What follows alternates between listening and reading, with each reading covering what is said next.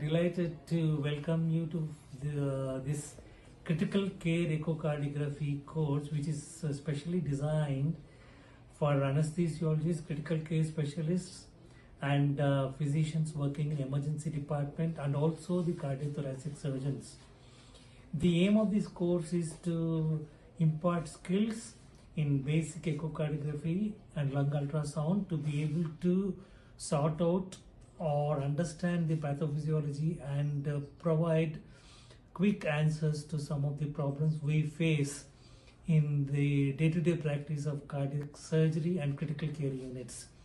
There are 4 components in this. We have transthoracic echocardiography, the transesophageal echocardiography, then the ultrasound for lung, and also the ultrasound for vascular access.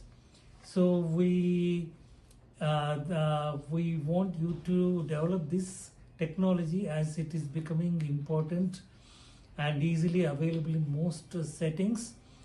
There are logbook requirements, and you are expected to maintain a assignment.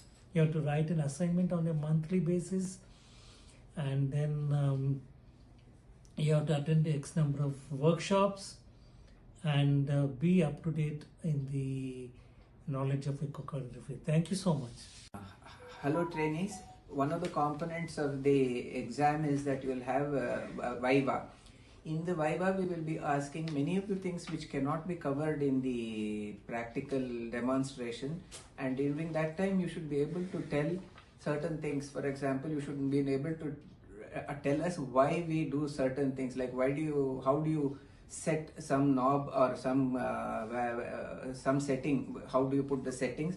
It is important to be able to tell the various measurements, the science behind the various measurements. It is not just enough to tell how to do it, but why you are doing it. You should be able to tell various parameters which are used on a practical basis in your practice, and how do we use and how do we interpret.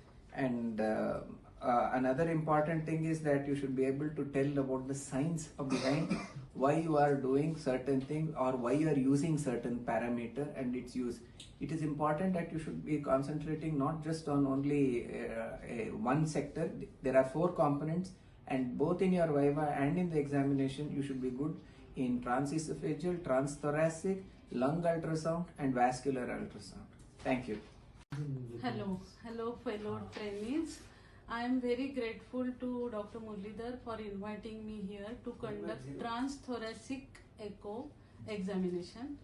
And transthoracic echo, finally it has come into our hands, and we have to use it very wisely. And it's not difficult at all. It is only practice, which is going to make you all very competent in this. And in this, because we are going to manage this patient in OT or otherwise in the hospital, you are the gatekeeper, or you are the one who will diagnose it early in ICU and guide the treating physician or surgeon accordingly. So what is important is all the views are very important in this, and starting from plaques view, that is parasternal long axis, where you see regional wall and aortic wall, left atrium, RVOT. Then we go to parasternal short axis at aorta, at mid papillary level, before that at the mitral valve level, and we diagnose so many things in a few minutes. You can diagnose all this with practice, and this course is going to help you a lot, and it is going to increase your esteem and your confidence. After that it comes the 4-chamber, 5-chamber, 3-chamber and 2-chamber, where you diagnose regional wall motion, and you can actually tell which artery is involved in that. So you can certainly guide your treating physician in this regard. And in subcostal view, you can diagnose whether patient is hypovolemic, hypervolemic, or whether his RA pressure is increased. And besides that, in ICU you can diagnose pulmonary embolism by looking at RV and pericardial effusion. So this is really very important, and please put your passion and all efforts into it. Thanks. Hi, my name is Dr. Rajesh Shetty. I covered lung ultrasound and vascular ultrasound in this exam. So basically what we are looking for in this exam is both the theoretical knowledge and the practical knowledge of these two sessions. Specifically with lung ultrasound, we would expect that you know what is battering sign, what is pleural slide, what is B lines, and also the specific features of different diagnoses. For example, what do you expect in a new case of pneumothorax, consolidation, atelectasis, pleural effusion, and pulmonary edema. So, and also what is the difference between the ultrasound findings of consolidation and atelectasis? What would you see in a normal lung? What would you see in a pneumothorax? Both how you do it and what is the logic behind it. What I advise you to do is attend a ultrasound course, lung ultrasound and vascular ultrasound course at the beginning of your course, and then practice this. So by the time you take the exam, you will be well versed with it, and you will find we can also notice that you are very experienced, and you don't lack confidence, and you do it very easily.